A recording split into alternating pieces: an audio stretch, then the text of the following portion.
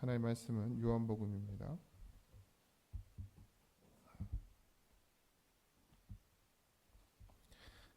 요한복음 1장 1절에서 3절입니다.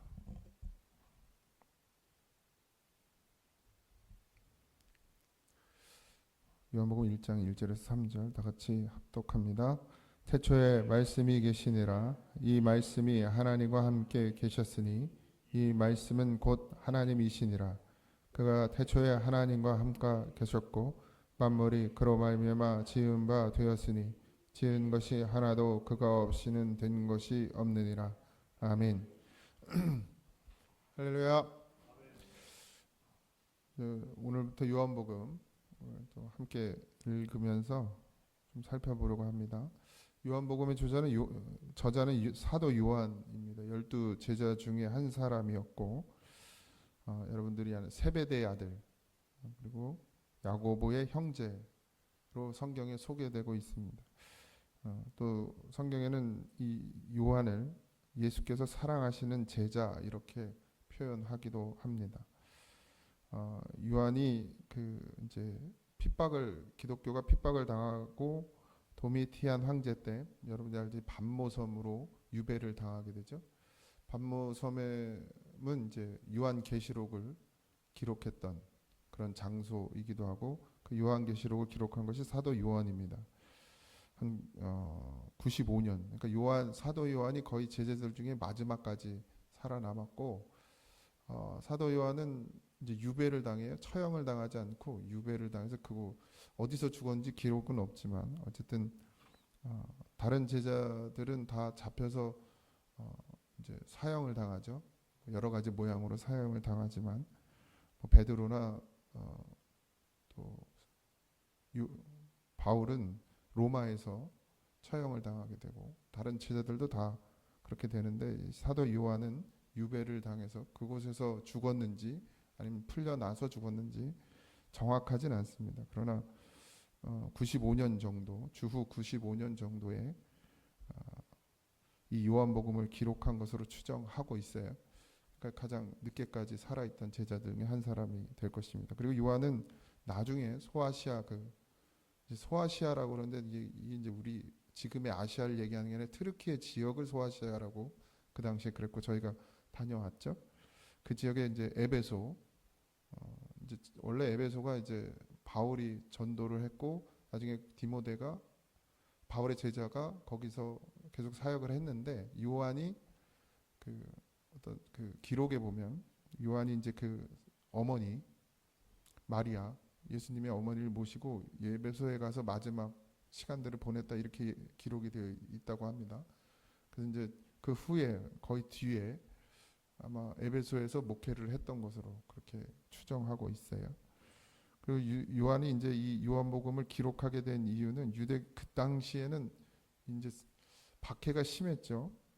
근데 그 박해가 유대교 지도자들로부터 오는 박해였습니다. 그러니까 이제 뭐 이방 사람들이 박해한 것도 없지는 않지만 대부분이 이제 유대교와 이제 부딪히는 것이었고 유대교의 사람들이 이제 박해를 많이 했고 그리고 이제 또 뭐가 문제였냐면 기독교에 대한 거짓 가르침들, 그러니까 영지주의나 여러 가지 이단들이 성행했고 바울도 역시나 그 성경을 기록한 것들, 이제 서신서들 같은 경우는 대부분이 교회가 이제 그런 유대교와의 다툼, 우리가 지난번에 봤던 갈라디아서도 마찬가지, 유대교와의 다툼 또 교회 안에 이단들, 그러니까 다른 복음을 전하는 자들이 있었다 이렇게 되어 있는데. 특별히 영지주의, 그러니까 이제 영지주의는 쉽게 얘기하면 영과 육을 분리시켜서, 그러니까 이제 예수님의 부활을 부인해요.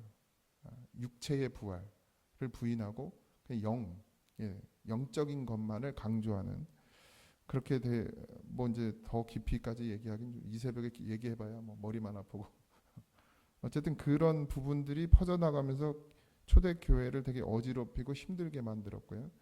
지금도 여전히 이단이나 뭐 이제 사이비가 있지만 지금은 그래도 신학이 이렇게 정립이 돼 있고 기독교가 정확하게 이제 교리나 어떤 뭐 교단마다 다 그런 법들이 있고 그리고 장치가 있죠. 뭐 이제 성결교단은 또 성결 교단의 교리가 있고, 그래서 그 안에서 보호받고 또 정리가 돼서 거기서 벗어나면 이제 이단이 되는 것인데, 기독교의 교리 안에서 그 당시만 해도 그런 것들이 정립되어 있지 않았기 때문에 뭐가 진짜인지를 알 수가 없었고요. 그저 의지할 거라고는 사도들, 또 사도들의 제자 정도만을 의지할 수밖에 없었는데, 그것 또한도 증서가 있지 않잖아요. 저도 목사증이 있어요. 근데 증서가 없어. 그러니까 무슨 신학대학을 나온 것도 아니고, 정통 신학대학 나온 것도 아니고, 그러니까 내가 뭐 예수님의 제자의 제자다 이렇게 얘기하고 가서 말씀을 전하면 그걸 증명할 방법이 없는 거예요. 그러니까 이제 여러 가지 그런 문제들이 일어났고, 그것을 다시 바로 잡기 위해서 이제 요한은 이제 예수님이 어떤 분이신가에 대해서 이 요한복음에 기록을 하게 됩니다. 그러니까 이제 이 예수님이 사도 바울도 그런 형태를 띤 서신들이 있지만, 예수님이 구약에서 이야기하던 그 메시아, 그리고 하나님의 아들, 이것에 대해서 이제 강조하죠. 그리고 또 특별히 이제 마태복음, 마가복음, 누가복음, 요한복음, 이게 다 이걸 사복음서라고 하는데, 그 중에 마태, 마가, 누가는 이렇게 여러분들 다 읽어보면 아시겠지만 역사적 사실을 그대로 기록하고 있어요. 그리고 있었던 일도 사실에 근거해서. 근데 이 요한복음은 시작부터가 어떤 사실에 근거한 내용이 아니라, 그러니까 사실이 아니란 얘기가 아니라 역사적인 어떤 사건 위주가 아니라 어떤 영적인, 더 영적, 물론 성경이 다 영적인 말씀이지만 여기는 더 그렇게 영적인 부분들을 많이 다루고 있다라는 사실입니다. 그래서 어떻게 보면 요한복음이 되게 어렵기도 하고요. 또 다른 사도들이 뭐 영적이지 않았다는 얘기가 아니라, 사도 요한은 우리가 요한계시록을 읽어봐도 그렇고 되게 또 영적인 세계에 더 깊이 있었던 것으로 보여지고요. 또 그래서 더 알지 못하던, 그러니까 그 현상으로만 나타나는 예수님 말고 그 예수님의 더 깊이를 좀 다루었다라고 이렇게 볼 수 있고요. 그래서 좀 어렵기도 합니다. 이해하기 어려울 수도 있고. 근데 우리가 좀 살펴보면서 함께 나누었으면 좋겠어요. 1절에 보면 태초에 말씀이 계시니라, 이 말씀이 하나님과 함께 계시더니 이 말씀은 곧 하나님이시니라. 그러니까 창세기하고 요한복음은 태초에로 시작을 하게 돼요. 그러니까 태초에, 이 태초에라는 단어가 동일합니다. 창세기 1장 1절에 태초에 하나님이 천지를 창조하시니라와 지금 여기에 나와 있는 태초에 말씀이 계시니라 할 때 이 태초라는 말은 같은 단어를 사용하고 있어요. 그런데 같은 단어를 사용하고 있지만 그 태초에 대한 의미가 조금 달라요. 그러니까 이 지금 창세기에서의 태초는 창조하던 그때를 태초로 이렇게 표현하고 있지만, 요한복음의 태초는 창조의 때보다도 더 앞선, 그러니까 처음을 이야기합니다. 그 처음이 어딘지 알 수 없지만 하나님은 원래 존재하셨던 분이니까 그 태초, 그러니까 천지를 창조하시던 그 이전에도 하나님은 이미 계셨고 그 시간을 알 수는 없어요. 그렇지만 어쨌든 그 이전, 그러니까 하나님이 천지를 창조하신 그 태초를 구약에서 말할 때, 창세기에서 말할 때, 요한복음은 그 창조하던 그 이전에를 이야기하면서 태초에 뭐가 있다 그랬어요? 말씀이 계시니라 했어요. 그러니까 이 말씀은 여기에서 보면 하나님으로 표현하기보다는 예수님으로 표현한 거예요. 이제 그 다음을 읽어보면 아시겠지만 결국 왜 그렇게 했느냐? 그러니까 예수님, 너희들이 핍박하고 박해하고 죽였던 그 예수님이 이미 창세 전부터, 창조가 시작되기 전부터 이미 뭘로 계셨느냐? 말씀으로 계셨다. 이렇게 이야기를 하는 거예요. 그래서 태초부터, 처음부터, 그러니까 창조하기 전부터 예수님이 아버지 하나님과 함께하면서, 우리가 이제 제가 다른 설교 가운데 말씀드린 17장에 보면 영화를 가졌다 이랬어요. 영화에 대한 이야기를 저번에 말씀드린 적이 있고, 그리고 그 전부터 아버지가 그 말씀이신 예수님을 사랑했다라는 표현이 요한복음 17장에 나오고 있는데, 어쨌든 요한은 그 유대인들을 향해서 이 예수님께서는 하나님, 그러니까 유대인들에겐 하나님밖에 없어요. 하나님의 아들 예수 그리스도는 아직 오지 않은 거죠. 메시아는 안 왔으니까. 그러니까 너희들이 말하는 그 하나님이 천지를 창조하기 전부터 이 예수님이 말씀으로 계셨다라는 거예요. 로고스라고 해요. 로고스. 단순히 말씀은 그냥 입에서 나오는 말이 아니라 로고스. 그러니까 생명을 가진 말이에요. 여러분들 이걸 잘 명심하셔야 됩니다.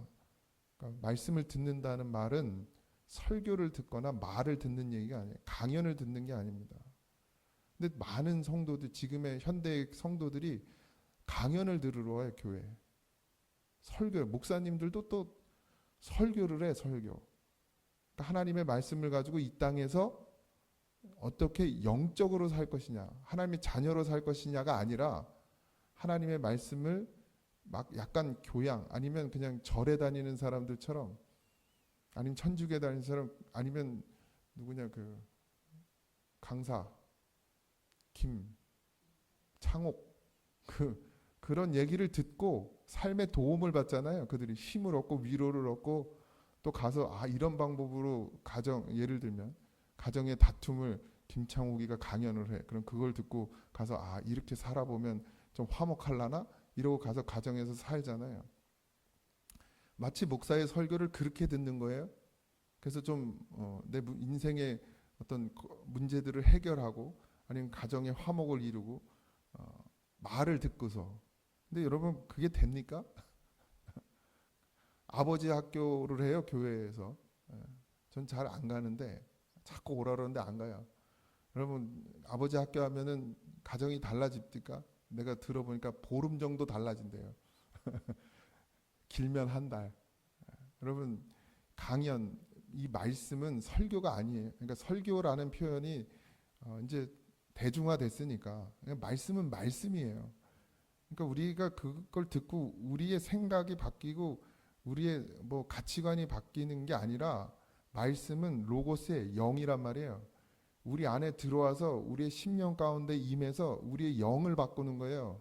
영이 바뀌면 지금 우리가 악한 영의 지배를 받잖아요. 우리 죄악된 인간이다 보니까 그 영이 우리의 마음과 생각을 지배하고 있단 말이에요. 근데 악한 영, 사단, 그러니까 하나님께서 선악을 알게 하는 나무의 실과를 먹고 나서 인간이 죽었다고 말할 때 그 죽음은 영적 죽음이라 이렇게 표현하지만 어쨌든 다 죽은 거예요. 왜냐하면 이건 그냥 껍데기니까 하나님은 이걸 존재로 여기지 않는단 말이에요. 우리의 몸은.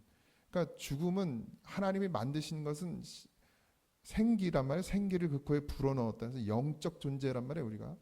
그게 죽었기 때문에 굳이 구분하지 마세요. 영과 몸을. 그러나 어쨌든 이해하기 쉽게 영이 죽었다 그러니까 또 몸은 안 죽었다고 생각하는데 다 죽은 거예요. 이미. 몸은 아무것도 아니거든요. 껍데기에 껍데기. 집에 우리가 사람이 살잖아요. 사람이 없으면 그 집은 그냥 껍데기예요. 사람이 살아야 거기도 생기가 도는 것이지, 사람 없는 집 보시오 어떻게 돼요? 폐허가 되잖아요. 사람이 안 살면. 마찬가지 여기도 영이 없으면 몸은 아무것도 아닌 거예요. 끝난 거예요. 이미 비어 있는 거죠. 그러니까 그 영이 사단의 지배를 받으면 그 마음과 생각도 악해지는 거예요.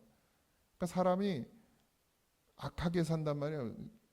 그것을 이제 도덕이 약간 잡아주긴 하지만 그게 계속 지탱이 되지 않는단 말이에요.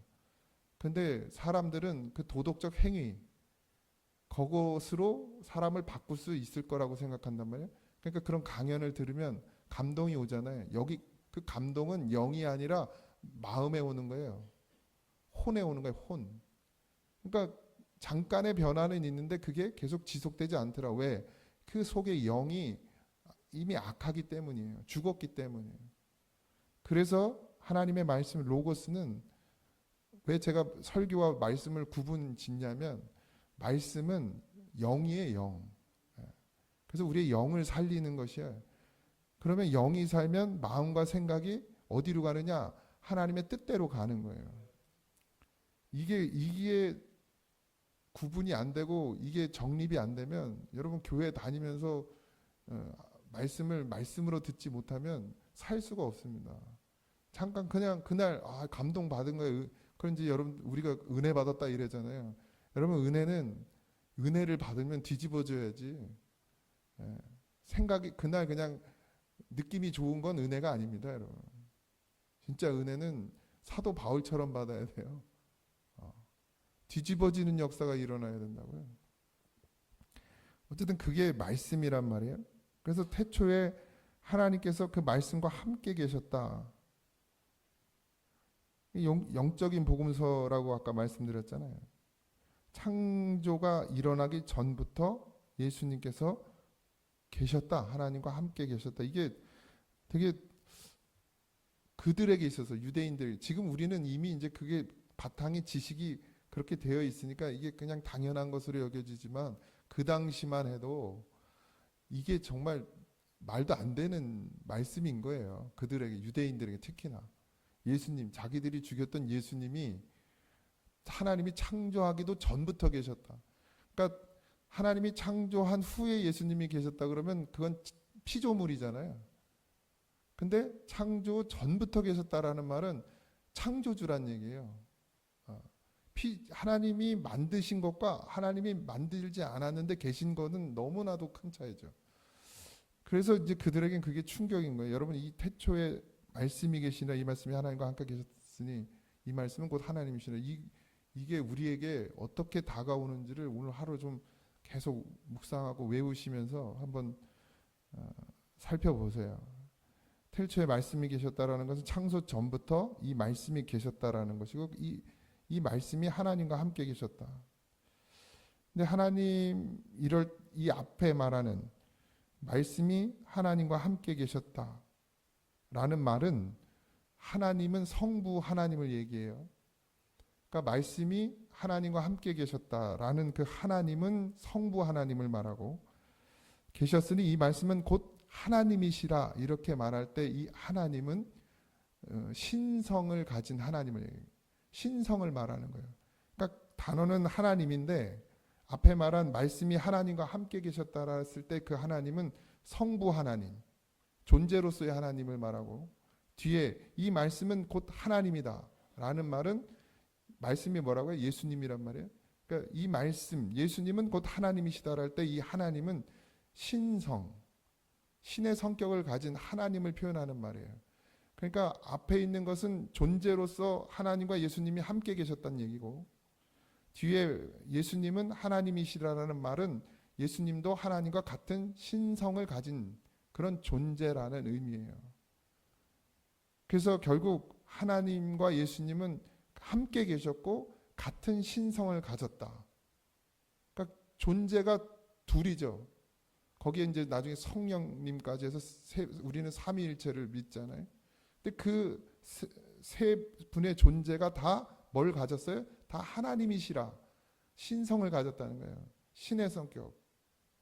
신이란 존재로서 다로 있지만 또 하나이기도 하다라는 것은 이 세 존재가 다 신성을 가졌다. 같은 그 신의 성격을 가지고 있으면서 존재하는 분이다. 그래서 삼위일체라 이렇게 이야기합니다. 그러니까 그분들이 하나로 뭉쳐 있다는 얘기가 아니라 다 각자의 위치에 있지만 같은 신성을 가졌다라는 거예요. 이게 이해하기가 쉬울래면 엄청 쉽고 믿어지면 쉬운데 안 믿어지면 어렵지. 어쨌든 그런 하나님이다라는 것을 요한복음을 시작하면서 이걸 이야기하는 거예요. 그러니까 요한복음은 예수님을 말하는 것인데 예수님이 어떤 분인지를 이야기하는 것이죠. 그러니까 하나님도 천지를 창조하실 때 말씀으로 창조하셨잖아요. 그러니까 근데 그 말씀이 하나님이시면서 예수님이란 말이에요. 그러니까 결국 그 예수님 또한도 천지를 창조하실 때 함께 하셨다는 얘기예요. 그래서 각자의 위치가 다르고 각자의 역할이 달라요. 하나님 일부러 그렇게 만드셨냐? 그건 모르죠.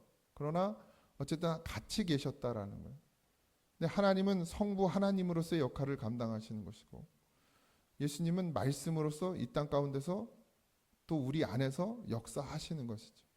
결국 이 영이라는 것, 그러니까 영과 육을 이렇게 구분지지 마세요. 그냥 우리 안에 하나님이 우리를 만드실 때 그렇게 만드신 것이나, 결국 우리가 다시 사는 것도 영이에요. 이 영적 존재라는 것이죠. 그러니까 자꾸 귀로 듣는 훈련을 하지 말고 심령으로 들는 훈련을 하셔야 됩니다. 말씀은. 근데 안 들리면 어떻게 해요? 기도해야죠. 예. 근데 그런 어떤 이제 우리가 예수님을 믿어요. 교회를 나오잖아요. 신앙생활을 한단 말이에요. 여러분들 계속 말씀드리지만 믿음은 과정이에요. 그냥 내가 예수 믿습니다 하면 끝나는 게 아니고 이제 그게 시작이란 말이죠. 그러니까 전도를 잘못한 거예요. 우리가 복음을 잘못 전한 거예요. 왜? 빨리 끌어들이려고 잘못 전한 겁니다. 사실 진짜 복음 믿음은 이제 시작인 거예요. 내가 예수님을 주로 고백하고 세례를 받으면 그때부터 믿음의 시작이 되는 것이죠. 그럼 그 믿음의 시작 가운데 우리가 해야 될 일이 뭐냐? 기도하는 일이에요. 왜? 말씀을 들어야 하니까, 먹어야 하니까. 근데 가만히 있냐고요? 가만히 있습니까? 가만히 있지 않죠. 사단이 우리를 계속 방해한단 말이에요. 그런 영적 세계가 있죠. 영적 전쟁이 있습니다. 그 속에서 우리가 어떻게 버틸 것이냐. 그래서 수많은 방법들이 나와 있습니다. 뭐 큐티도 하고요, 성경 공부도 하고요, 제자 교육도 하고 뭐 모든 걸 다 하지만 결국 중요한 건 여기서 들어야 돼요. 심영에서 들려져야 합니다. 교육으로 되어지는 게 아니에요. 그러니까 젊은 사람들이 왜 교육을 좋아하면 이성으로 이해하기 쉽거든요. 근데 거기 머물러요. 되는 것 같거든요. 자기가 믿는 것 같아요. 근데 딱 현상이 일어나면 다 무너져요. 누가 자기 무시만 해도 확 무너져요. 그건 영이 아니에요. 지식이지. 영은 내가 생명이 되는 거예요. 예수님이 내 안에 계신 거란 말이에요. 그럼 내가 예수님의 성품을 담는 거예요. 예수님의 성품을 닮은 사람이 뭐 한마디만 들으면 승질내고 막 욕하고 화내고 분내고 이게 예수님입니까? 아니잖아요. 그러니까 지식이 되면 안 돼요. 반드시 믿음이 돼야 됩니다. 우리가 요한복음을 잘 살펴보면서 말씀이 도대체 뭔지, 그 말씀은 또 내 안에서 어떻게 역사하는지 여러분들 매 순간순간 묵상하시고 기억해내시고 또 되새김질하시는 그런 하루가 되길 주님으로 축복합니다. 기도하겠습니다. 하나님, 말씀이 처음부터 하나님과 함께 계셨습니다. 우리는 말씀으로 지음받은 자입니다. 반드시 그 말씀으로 지음받은 그 존재가 다시 말씀으로 회복되어지게 하여 주시옵시고, 말씀은 예수님입니다. 우리가 예수님을 잃어버렸기 때문에, 우리가 말씀을 잃어버렸기 때문에 우리가 지금 무너져 있습니다. 다시금 말씀을 먹는 자로, 예수님을 우리 안에 말씀으로 모시는 자로, 그래서 우리가 다시금 세워지고 회복되어지는 놀라운 역사를 보게 하여 주시옵시고, 하나님, 그 어떤 것도 아니라, 지식도 아니라, 지혜도 아니라, 세상의 그 어떤 것도 아니라 하나님의 말씀이 우리 안에서 역사함을 반드시 보게 하여 주옵소서. 오늘 하루의 삶도 우리와 동행하여 주시는 하나님의 은혜 가운데 살게 하시고, 그 붙잡은 손 놓지 말고 믿음으로 오늘 하루를 걸어가게 하옵소서. 모든 것 감사하며 예수님의 이름으로 기도하옵나이다. 아멘. 하늘에 계신 우리 아버지여, 이름이 거룩히 여김을 받으시오며 나라의 임하옵시며 뜻이 하늘에서 이루어진 것 같이 땅에서도 이루어지이다. 오늘날 우리에게 일용할 양식을 주옵시고, 우리가 우리에게 죄진 자를 사하여 준 것 같이 우리 죄를 사하여 주옵시고, 우리를 시험에 들게 하지 마옵시고 다만 악에서 구하옵소서. 등의 나라와 권세와 영광이 아버지께 영원히 있사옵나이다. 아멘.